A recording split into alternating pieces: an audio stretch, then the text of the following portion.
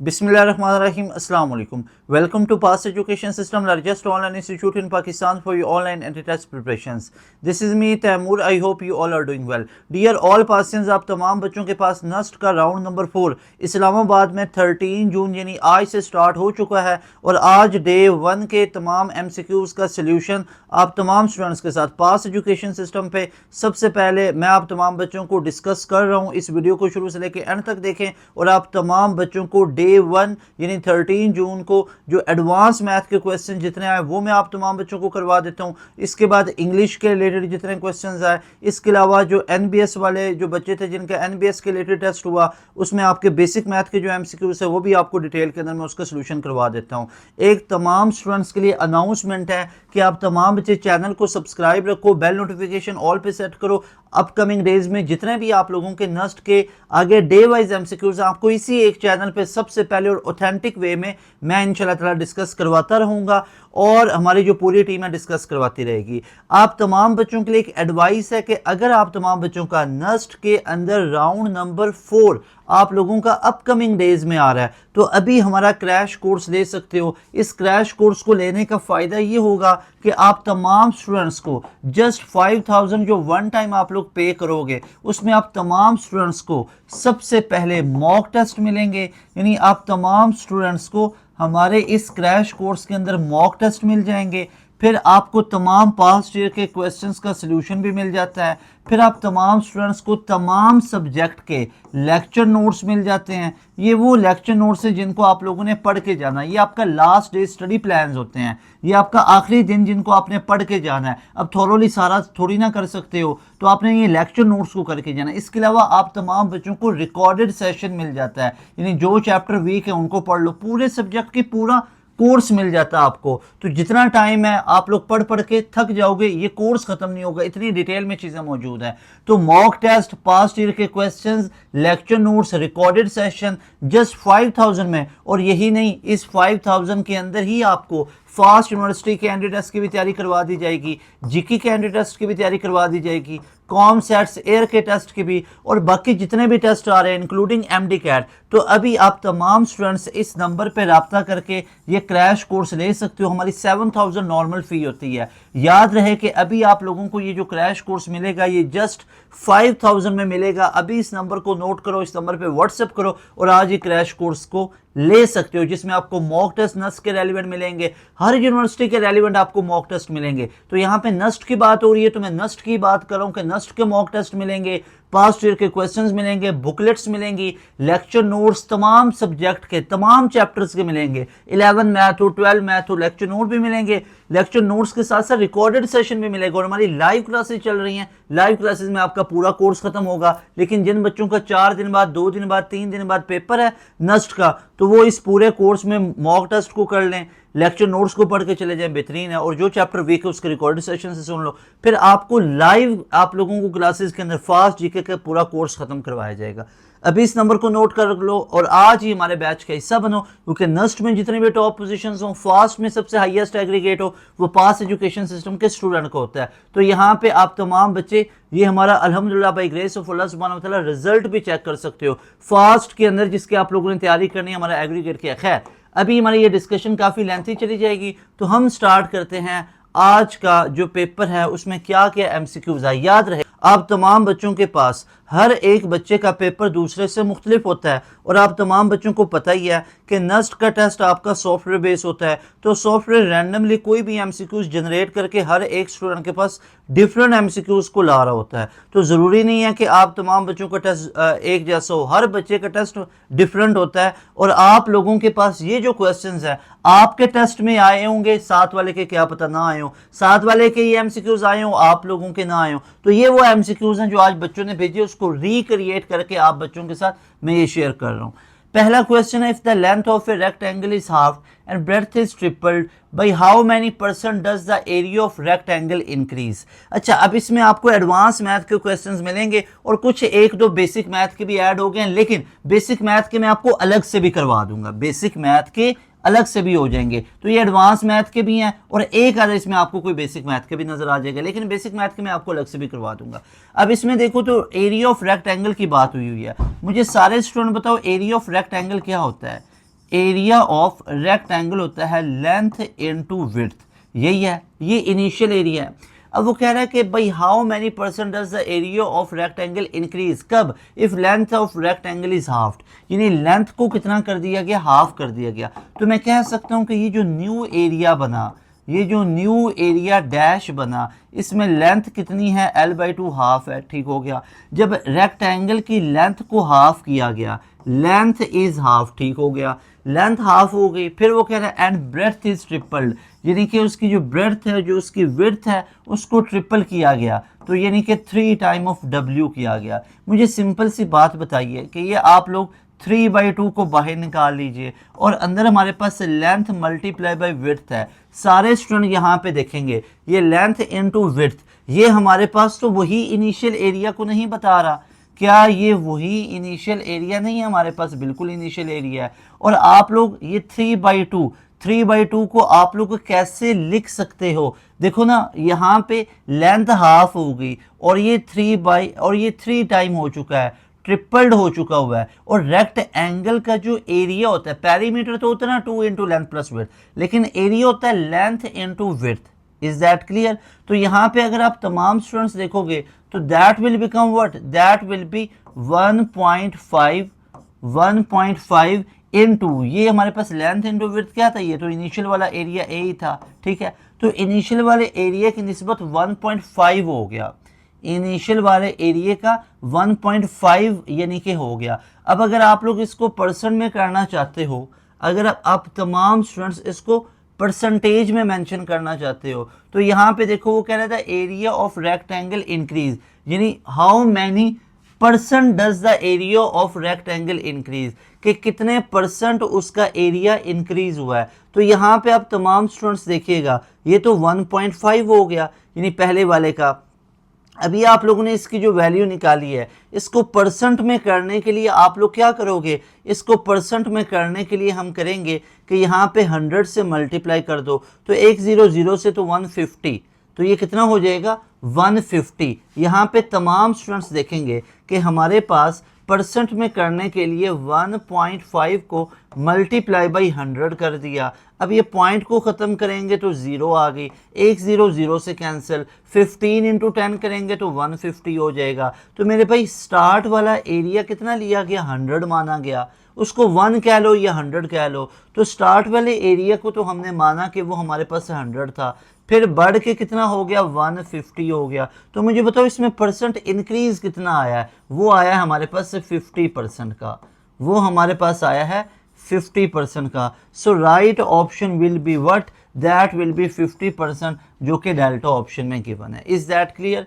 उसके बाद आप तमाम बच्चों के पास जो क्वेश्चन पूछा गया वो हमारे पास था 1 प्लस आयोटा अपॉन में 1 माइनस आयोटा। सिंपल सी बात है, आप सबसे पहले ऐसे क्वेश्चन को डील करने का एक सुपर ट्रिक क्या होता है कि पावर के बगैर जो भी लिखा हुआ है इसको यहाँ पे लिख लो, that is 1 plus iota divided by 1 minus iota. इसको आप लोगों ने सबसे पहले ऐसे अलग से लिख लेना है। अब इसको सॉल्व करो और बाद में इसकी पावर को डील कर लेंगे। अब इसको हल करने का एक सिंपल सा तरीका ये है कि ऊपर इधर रैशनलाइज कर लीजिए और 1 प्लस आयोटा से डिवाइड भी कर लीजिए, a प्लस बी, तो ये क्या बन जाएगा, that will B so simple, ये बन जाएगा a प्लस बी का होल स्क्वायर। ऐसा है कि नहीं है? बिल्कुल ऐसा ही है, ये बन जाएगा a प्लस बी का होल स्क्वायर और नीचे a माइनस बी और a प्लस बी, तो बन गया a का स्क्वायर माइनस b का square. Is that 100% clear? 100% clear है। अब देखो a प्लस बी का होल स्क्वायर किसके बराबर होता है, ये तो होता है a का स्क्वायर, 1 का स्क्वायर 1 आ गया, b का स्क्वायर आयोटा का स्क्वायर कितना होता है, आयोटा स्क्वायर, और प्लस 2ab जो कि ये 2 आयोटा आ गया। और नीचे अगर बात करो तो 1 का 1 माइनस ये आ गया, आयोटा स्क्वायर किसके इक्वल होता है, -1 के, तो वो +1 बन गया। अब अगर आप तमाम स्टूडेंट्स यहाँ पे देखो तो ये हमारे पास है 1 प्लस आयोटा स्क्वायर, तो यहाँ पे तमाम स्टूडेंट्स देखिएगा दैट विल बी 1 और प्लस आयोटा स्क्वायर की जगह पे -1 आ गया और आगे +2 आयोटा डिवाइडेड बाई 2 आ गया। अब ये इससे कैंसिल हो गया, तो पीछे हमारे पास क्या बचा, पीछे बचा 2 आयोटा डिवाइडेड बाई 2, 2 से कैंसिल हो गया, तो पीछे बचा आयोटा। लेकिन let me tell you one very important thing, के ऊपर ये पावर भी तो मौजूद थी। अब इसकी पावर ले लीजिए 44 39। अब इसका शॉर्ट ट्रिक चेक कर लीजिए, इसको 4 पे डिवाइड करें, यानी अगर आप 4439 को 4 पे डिवाइड करो तो 4 1 ज़ा 4, 4 1 ज़ा 4 और 4 9 ज़ा 36। तो हमारे पास 3 रिमाइंडर बचता है। वो जो रिमाइंडर बचता है वो आयोटा की पावर बना दो, तो हमारे पास जो होगा इसका आंसर सेम होगा जो आयोटा क्यूब का होगा। अब आयोटा क्यूब को क्या लिख सकते हो, आयोटा स्क्वायर डॉट आयोटा। अब मुझे बताओ आयोटा स्क्वायर किसके बराबर होता है, -1 के, और साथ आयोटा है तो ये माइनस आयोटा बन गया। So right and final answer will be what, right and final answer will be minus iota, जो कि हमारे पास यहाँ पे होगा, यहाँ पे होगा माइनस आयोटा, जो कि डेल्टा ऑप्शन है। Is that 100% clear, is that 100% clear. अच्छा, ये अभी अभी रिक्रिएट किया गया, ऑप्शन को छोड़ो, क्वेश्चन पूरा समझ में आया। यहाँ पे -1 लिखा था गलती से, माइनस आयोटा होना चाहिए। 100% क्लियर हुआ, 100% क्लियर हुआ, ओके। उसके बाद नेक्स्ट क्वेश्चन हमारे पास है, दैट वन इज, अब देखो ना हमारे पास ये अगर आप करो ना 119 को 4 से, 4 9 ज़ा 36, 6 टेकन 3, 4 1 ज़ा 4, और ये हमारे पास कितना बन जाता है, यहाँ पे ज़रा देखिएगा, अगर आप इसको मल्टीप्लाई करके देखो तो ये कितना बन जाएगा, दैट विल बी लाइक कि हमारे पास 119 को 4 से करो, 4 9 ज़ा 36, 6 टेकन 3, 4 1 ज़ा 4 और 3 7, 4 1 ज़ा 4, तो ये हमारे पास कितना बन जाता है, 476 बन जाता है। तो यहाँ पे इसको हम ये करेंगे, यहाँ पे एक मिस्टेक हमने की है, 4 1 ज़ा, अब नहीं होता तो यहाँ पे 0 लगनी थी, यहाँ पे 0, तो 1109 इंटू 4, 6 टेकन 3, 4 0 और 3 4 1 ज़ा 4, 4 1 ज़ा 4, गॉट इट। तो यहाँ पे ये 0, ठीक है, यहाँ पे ये 0 लगनी थी, तो इस वजह से ये क्या बन जाना था। फिर भी बात करने का मकसद ये है कि 4 4 3 6 बचा ना, फिर भी रिमाइंडर तो 3 का ही बचा, ठीक है, वो आपको समझ आ गई। तो यहाँ पे ये मुझसे हुआ था, इसको मैंने करेक्शन करवा दिया आपको, ठीक, ओके बच्चों। उसके बाद हमारे पास next one is, if z is equal to p plus q plus 9 iota, then z modulus किसके बराबर होगा। अब मॉडुलस हम कैसे लेते होते हैं, आप तमाम बच्चे जानते हो। मॉडुलस लेने का तरीकाकार ये होता है कि जो रियल है, जो रियल पार्ट है और जो इमेजिनरी पार्ट है उसका स्क्वायर लेके स्क्वायर रूट लिया जाता है। तो हमारे पास जो रियल पार्ट है उसका स्क्वायर और जो इमेजिनरी पार्ट है उसका स्क्वायर लेके स्क्वायर रूट लिया जाता है। तो यहाँ पे अगर आप तमाम स्टूडेंट्स को चेक करो तो आपके पास पता चलेगा यहाँ पे p प्लस क्यू है, p प्लस क्यू है, तो p प्लस क्यू का होल स्क्वायर हो गया। और आगे अगर चेक करो तो हमारे पास इमेजिनरी 9 है, तो 9 का अगर आप लोग स्क्वायर करोगे तो कितना हो जाएगा, 81, और ये हमारे पास कहाँ पे गिवन है, p प्लस क्यू का whole square plus 81, that is in alpha option. So alpha option will be the right option. Is that clear. उसके बाद यानी ये z मॉडुलस हमने निकालना था, 100% क्लियर है। उसके बाद हमारे पास नेक्स्ट क्वेश्चन जो आज पूछा गया 13 जून को NET 4 में, कि आर्गुमेंट ऑफ z इज। अब देखो आर्गुमेंट हमारे पास सिंपल सी बात है, क्या होता है, आर्गुमेंट होता है हमारे पास that will be theta is equal to, जिसको आप लोग कह सकते हो कि ये हमारे पास होगा tan इनवर्स y कंपोनेंट, यानी कि यहाँ पे ये हमारे पास कितना है, minus square root 3 divided by -1। ऐसा ही है आयोटा के साथ वाला इमेजिनरी और नीचे रियल, तो माइनस माइनस से कैंसिल हो गया, तो theta will be equal to tangent inverse और √3 हो गया। तो ये √3 tan किस वैल्यू पे देता है, tan 30 पे कितना होता है, tan 30 पे होता है 1/√3।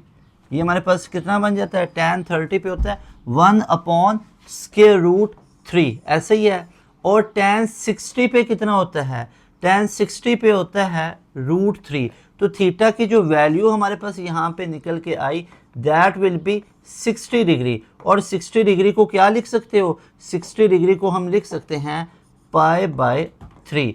तो इसको हम 60 को क्या लिख सकते हैं, पाई बाई 3। लेकिन यहाँ पे अगर चेक करो तो वो हमारे पास जो वैल्यू ये देगा ये हमारे पास पॉजिटिव है, तो पहले क्वाड्रेंट में भी आता है पाई बाई 3, पाई बाई 3 पहले क्वाड्रेंट में भी और थर्ड क्वाड्रेंट में भी tan पॉजिटिव होगा ना। जैसे अगर आप यहाँ पे चेक करो तो यहाँ पे ऑल पॉजिटिव, यहाँ पे साइन, यहाँ पे tan और यहाँ पे कॉज और उसका रेसिप्रोकल सीकेंट है कि नहीं है। तो इसको करने के लिए लिखने का तरीकाकार हमारे पास क्या होगा, तो वो हमारे पास लिखने का तरीकाकार होगा माइनस इनटू। तो यहाँ पे अगर आप लोग देखोगे तो माइनस पाई, ठीक है, ये माइनस को कॉमन मैंने ले लिया, तो that will become what, that will B pi minus 5 और एंगल हमारे पास कितना है माइनस पाई, ठीक है, और ये माइनस ये कितना बन गया पाई बाय 3 बन गया, तो that will become what, that will be 3, ठीक है 3, तो 3 पाई माइनस पाई ऐसे ही है, और बाहर क्या आ गया माइनस आ गया। तो भाई जब आप लोग माइनस करोगे 3 पाई में से पाई को तो बाहर तो माइनस है, तो 2 pi by 3 will be the right answer, 2 pi by 3 will be the right answer, जो कि हमारे पास डेल्टा ऑप्शन में गिवन है। इज़ दैट 100% क्लियर, 100% क्लियर है, फुल क्लियर है। उसके बाद नेक्स्ट क्वेश्चन इज रेसिप्रोकल। अब इसको उल्टा करके देखो, इसका हमारे पास क्या बनेगा, सारे बच्चे चेक कीजिएगा। जब हम इसका रेसिप्रोकल करेंगे तो सो सिंपल, ऐसे क्वेश्चन बहुत बार एंड गेम में भी करवाए हैं आप लोगों को, कि 1/3 प्लस 9 आयोटा लिखा हुआ है, इसका रेसिप्रोकल जब करेंगे तो ये 1/, यहाँ पे देखिएगा 1/3 माइनस 9 आयोटा हो गया। जब इसको नीचे भेजेंगे तो ऐसे ही है, तो ये multiply by 3 plus 9 iota divided by 3 plus 9 iota. Is that 100% clear? क्या ये बात समझ में आई? ऊपर बन गया 3 प्लस 9 आयोटा, नीचे 3 का स्क्वायर 9 और minus 9 into 9 81 iota square plus 1 बन गया। Is that clear? तो ये ऊपर तो बना 3 प्लस 9 आयोटा और नीचे बन गया 90। So right option will be what, right option will be 3 plus 9 iota divided by 90। Is that clear? उसके बाद हमारे पास जो नेक्स्ट क्वेश्चन है, next question is about what, next question is which of the following set have only one proper subset. अब जिसका एक ही proper subset है, एक ही प्रॉपर सबसेट, जैसे ये 5 हमारे पास लिखा है एम्प्टी सेट है, एक x belong to x, x square minus 9, ऊपर करेंगे प्लस माइनस 3 हमारे पास आ जाएगा, ठीक है, और ये इंटीजर से बिलोंग करता है। देखो ना, अगर मैं इसको सॉल्व करूं तो यहाँ पे हमारा जो z है वो कोई इंटीजर हो सकता है, प्लस b और माइनस b, तो यहाँ से x स्क्वायर की वैल्यू किसकी इक्वल है, x स्क्वायर माइनस 9 बराबर है 0 के, ऐसे ही है, तो x square will be equal to 9, तो x की वैल्यू आ गई प्लस माइनस 3, तो ये प्लस वाला भी शामिल होगा, माइनस 3 वाला भी शामिल होगा, तो 2 आ गया, और वो कह रहा है कि only one proper subset.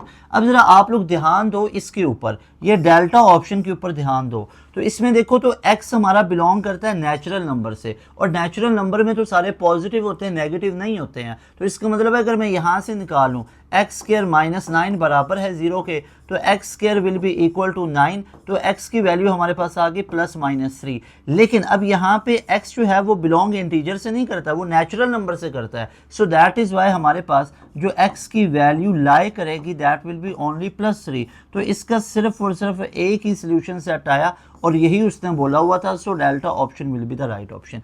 Is that 100% clear? क्या आप तमाम बच्चों को 100% ये सारी बातें क्लियर हुई हैं? क्या आप तमाम स्टूडेंट्स को 100% ये सारी बातें क्लियर हुई हैं?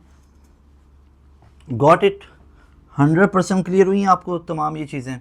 अच्छा जी, यहाँ पे हमारे पास नेक्स्ट क्वेश्चन आ जाता है, that is what, that is which of the following is an abelian group, which of the following is an abelian group. Abelian group क्या होता है, जो कि कम्यूटेटिव लॉ को with respect to integers hold कर रहा होता है, यानी कि a plus B will be equal to b plus a, ठीक है, फॉर z इंटीजर्स, तो जो कि हमारे पास बीटा ऑप्शन में गिवन है, so beta option will be right option. उसके बाद हमारे पास जो नेक्स्ट क्वेश्चन है वो है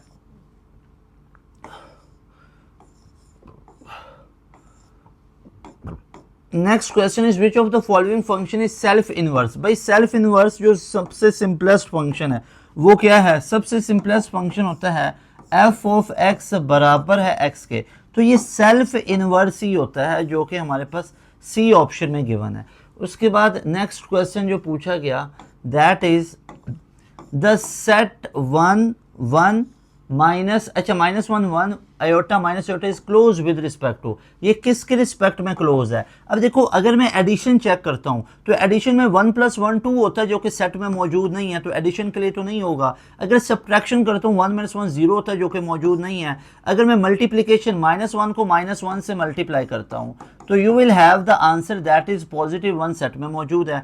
अगर अब 1 को पकड़ो, 1 को 1 से मल्टीप्लाई करो 1 मौजूद है। आयोटा को पकड़ लो, आयोटा को किसी के साथ मल्टीप्लाई करो, आयोटा को -1 से करो माइनस आयोटा मौजूद है। अच्छा आयोटा को आयोटा के साथ ही मल्टीप्लाई करो तो आयोटा स्क्वायर आता है जो कि बराबर होता है -1 के सेट में मौजूद है। सो इट मीन्स कि अगर आप इसको विद रिस्पेक्ट टू मल्टीप्लिकेशन करते हो तो मल्टीप्लिकेशन में जो भी आंसर आता है वो हमारे पास इस सेट में मौजूद है। So this set is closed, this set will hold all the properties of multiplication. जो भी ये प्रॉपर्टी आप करो मल्टीप्लिकेशन में 1 यानी जो भी नंबर को, प्रॉपर्टी तो सेम मल्टीप्लिकेशन ही है, नंबर जो भी लो तो उसको होल्ड करता है। So this set is close with respect to multiplication, C option will be right option.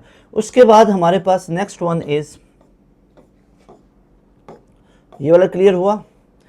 उसके बाद next question is if order of matrix is 7 × 9। अच्छा अब इसको समझो, ऑर्डर का मतलब क्या होता है। ऑर्डर का मतलब तो ये होता है m × n, यानी कि अगर मैं ए सेट की बात करूं तो ए सेट के अंदर जो रोज हैं वो कितनी हैं, इसमें रोज जो हैं वो 7 हैं।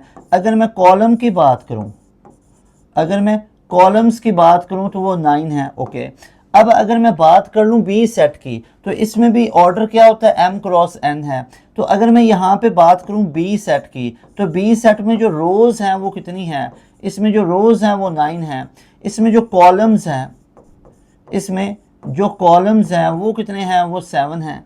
और हमसे पूछ रहा है B cross A, B cross A, B cross A, B क्या होता है कॉलम, ठीक है। यहाँ पे अगर देखो कॉलम क्रॉस ए पहले वाला तो 9 × 9 हो जाएगा, तो बी क्रॉस ए कितना हो जाएगा 9 × 9 हो जाएगा, जो कि हमारे पास कहाँ पे मेंशन है, that is in delta option. Is that 100% clear. उसके बाद हमारे पास नेक्स्ट वन इज के 200² - 199। तो इसको तो करने का सिंपल सा तरीका कर, ये 399 बनेगा बिल्कुल। कैसे भला, देखो 200 का स्क्वायर माइनस, इसको ऐसे कर लो बजाय इसके करने के a², इसको ऐसे समझ लो a² - b², इसको एक्सपैंड कर लो a + b और a - b। तो यहाँ पे लिख लो a + b यानी 200 + 199 और 200 - 199। तो ज़रा बताओ ये टोटल कितना बनता है, ये तो बनता है 399 और ये कितना बनता है 1, तो मल्टीप्लाई होके 399 ही आ गया जो कि अल्फा ऑप्शन में मौजूद है। Is that 100% clear. उसके बाद बच्चों नेक्स्ट वन इज़ ये फुल क्लियर हुआ। ओके बच्चों, the following matrices are 2 × 2, which of the following is non singular, यानी जिसका नॉन सिंगुलर किसको बोलते हैं, नॉन सिंगुलर उसको बोला जाता है जिसका डिटर्मिनेंट नॉट इक्वल टू 0 आए, यानी 0 ना आए। तो ज़रा देखिएगा अगर मैं यहाँ पे बात करूँ इस पहले की तो 0 - 0 करोगे तो 0 आएगा जो कि एक सिंगुलर होगा। अगर इसकी बात करूँ तो 1 × 2 2 - 0 दैट विल बी 2, तो ये हमारे पास नॉट इक्वल टू 0 है, तो ये नॉन सिंगुलर होगा, ये नॉन सिंगुलर होगा। So that is why I will highlight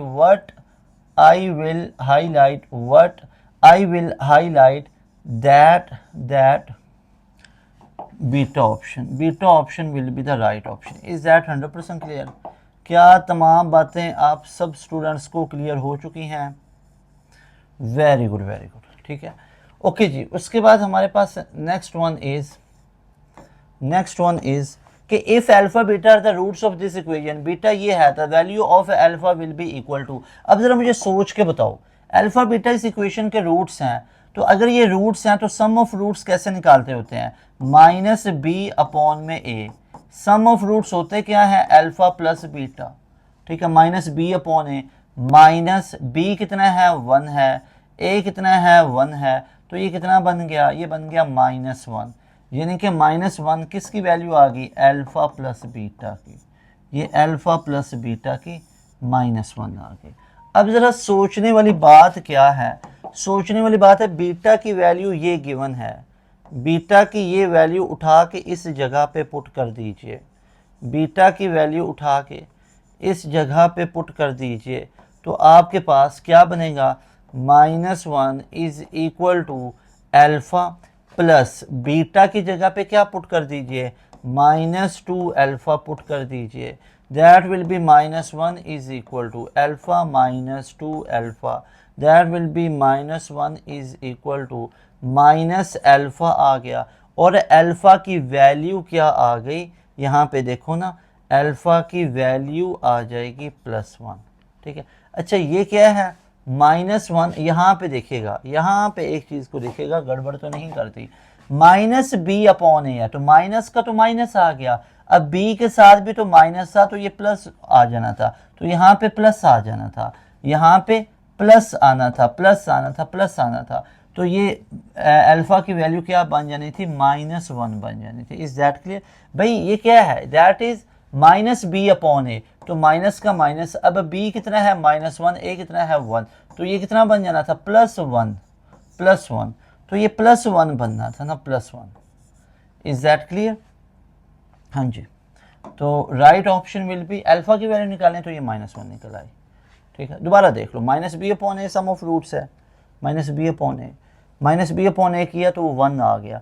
अब इस जगह पे अल्फ़ा प्लस बीटा की वैल्यू +1 है, अब इस बीटा की जगह पे ये -2 अल्फ़ा पुट कर दो, -2 अल्फ़ा ये पुट किया, तो -α equal to 1, alpha equal to -1। Is that clear, beta की वैल्यू निकालनी है, ये उठा के किसी एक इक्वेशन में पुट कर दो इधर ही, तो बीटा की वैल्यू +2 आ गई, ये बीटा की वैल्यू है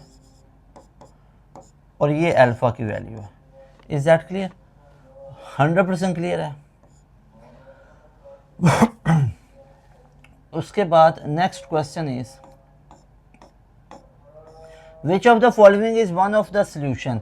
अच्छा जो भी इसका सोल्यूशन है वो पॉइंट पुट करके देखो, वैसे सोचने वाली बात है, 1 4 आएगा तो ये 12 नहीं बन रहा, 2 4 8 8 नॉट इक्वल टू 12 है, 3 4, तो सिंपल सी बात है भाई, इस इक्वेशन में 3 4 ही फिट आता है, x की जगह पे 3 पुट कर लो, y की जगह पे 4 पुट कर लो, 3 इंटू 4 ही 12 बनाता है। अब इसमें पुट कर लो, 3 का स्क्वायर 9 प्लस 4 का स्क्वायर 16, क्या ये बराबर है 25 आता है, बिल्कुल आता है, 25 विल बी इक्वल टू 25, तो ये इक्वेशन भी सेटिस्फाई हुई, ये इक्वेशन भी सेटिस्फाई हुई। पॉइंट कौन सा निकला, पॉइंट निकला p इंटू 3 4।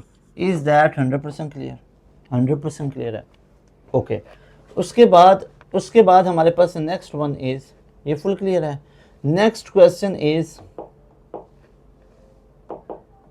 अच्छा इसके अलावा ये तो एडवांस मैथ के करवा रहा हूँ ना, एक दो इसमें बेसिक मैथ के भी हैं, इसके अलावा आपको एनालिसिस भी इसका बता दिया, ठीक है ना, एनालिसिस भी आपको पता ही है। If the roots of this one are equal the value of alpha will be. अच्छा इसके रूट्स इक्वल हैं तो इसका डिस्क्रिमिनेंट किसके इक्वल होगा, B square minus 4ac will be equal to 0, क्योंकि इसके रूट्स बराबर हैं।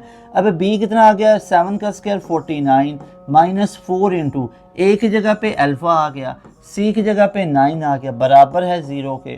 तो बच्चों ये अगर देखो तो 49 को उधर भेज दो, ये बन गया -36 alpha will be equal to -49। तो अल्फा की वैल्यू हमारे पास कितनी आ गई ज़रा देखिएगा, पहली तो बात है प्लस में ही आएगा, माइनस माइनस से कैंसिल हो गया, तो alpha will be equal to 49 divided by 36। अब देखो इसको किस पे कर सकते हो, 7 पे। ज़रा सोचने वाली बात क्या है, सोचने वाली बात यह है कि अगर मैं इसको डिवाइड कर लूँ, अगर मैं इसको डिवाइड कर लूँ किसके ऊपर, 3 1 3 3 2 6, 3 1 3 3 6 18, ऐसे ही है 18, ऐसे ही है 1 टेकन हुआ, 1 टेकन हुआ तो उसकी जगह पे पॉइंट लग गया, और 3 3 9, ऐसे ही है। अब ज़रा सोचो, अगर हम करें 4 3 12 और 4 4 16, ऐसे ही है 4 4 16, और उसके बाद देखो ये 3 1 ज़ा 3 और पॉइंट, तो 1.3 समथिंग कुछ आता है, 1.3 समथिंग कुछ आता है, तो ये हमारे पास इसके बराबर आएगा, इसके बराबर आएगा। 100% क्लियर है ये नहीं है? Is that clear? उसके बाद हमारे पास next one is which of the following is proper rational fraction. ऊपर डिग्री छोटी, नीचे बड़ी डिग्री। अब देखो ऊपर नीचे बराबर आ रही है तो ये प्रॉपर नहीं हो सकता, ये इम्प्रॉपर है। ऊपर डिग्री बड़ी, नीचे डिग्री छोटी, तो ये भी इम्प्रॉपर है, ठीक है। और इसमें डिग्री ऊपर 2 है और ये स्क्वायर 1 से होके क्यूब हो जाएगा, तो ऊपर डिग्री छोटी, नीचे बड़ी, तो ये हमारे पास प्रॉपर रैशनल फ्रैक्शन है। So alpha option will be right option.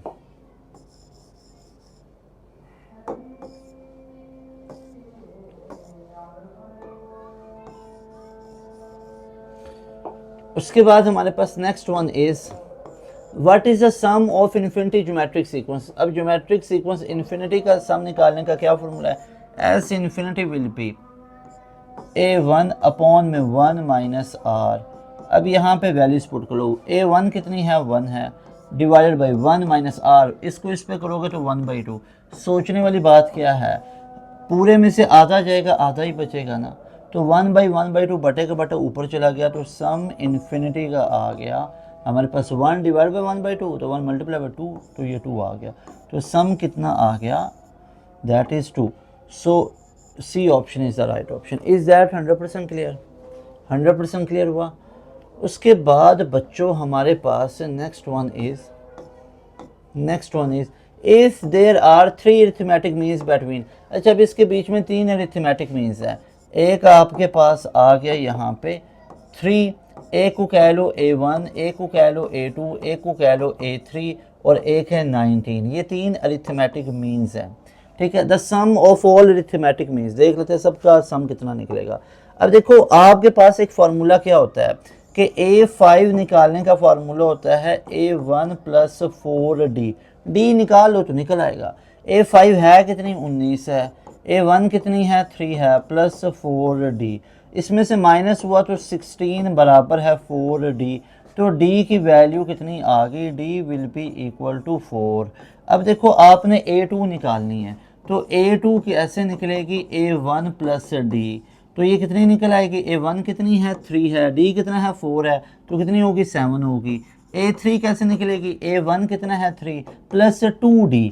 अब 2 इंटू डी यानी 4 2 ज़ा 8, तो कितनी बन गई? 11 बन गई। a4 कैसे निकालोगे? a4 ये होगी, ये a4 है, तो a1 यानी कि a1 कितनी थी? That is 3 plus 3d। a4 आएगा ना, a1 प्लस 3d, तो 3 इंटू डी यानी 4 4 3 ज़ा 12, तो 12 प्लस 3 कितना हो गया? 15, तो ये हमारे पास आ गई 15। अब सम करना है, 15 और 11 कितना होता है?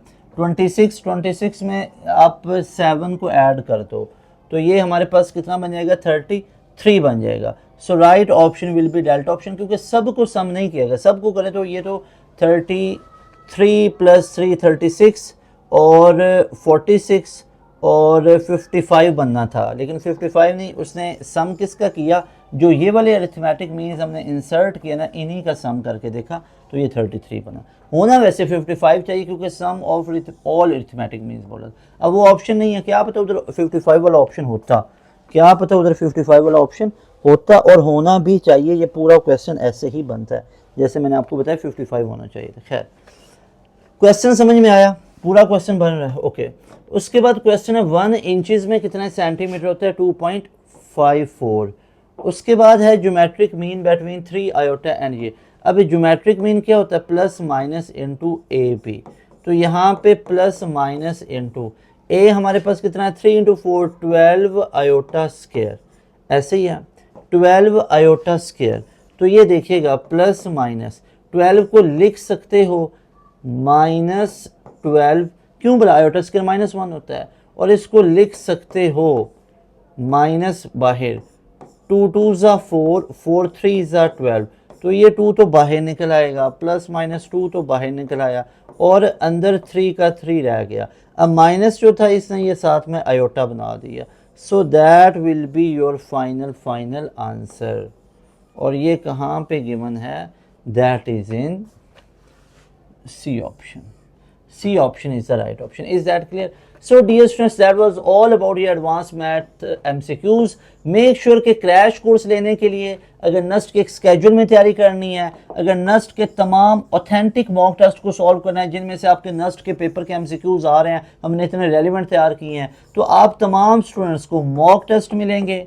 ठीक है, मॉक टेस्ट हमने 5 मॉक टेस्ट तो फ्री ऑफ कॉस्ट दिए हुए हैं। ठीक है, और एंड गेम भी यूट्यूब पे फ्री ऑफ कॉस्ट है। तो अभी देयर इज़ अ नीड कि आप हमारे क्रैश कोर्स का हिस्सा बनो।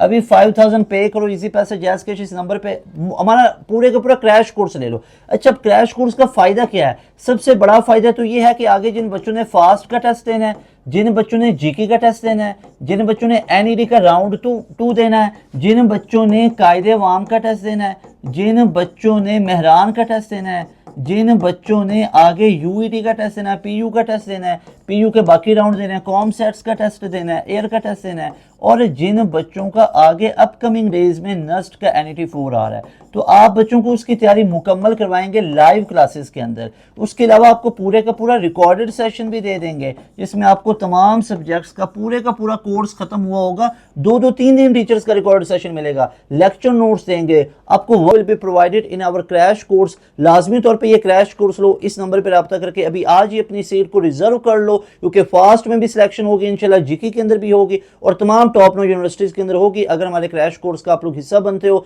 मिलेंगे नई वीडियो में, मिलेंगे इंशाल्लाह किसी और MCQs के साथ, नए MCQs के साथ, डे 2 के साथ। तैमूर हसन को दें इजाज़त। अस्सलाम वालेकुम, अल्लाह हाफिज़, पाकिस्तान जिंदाबाद।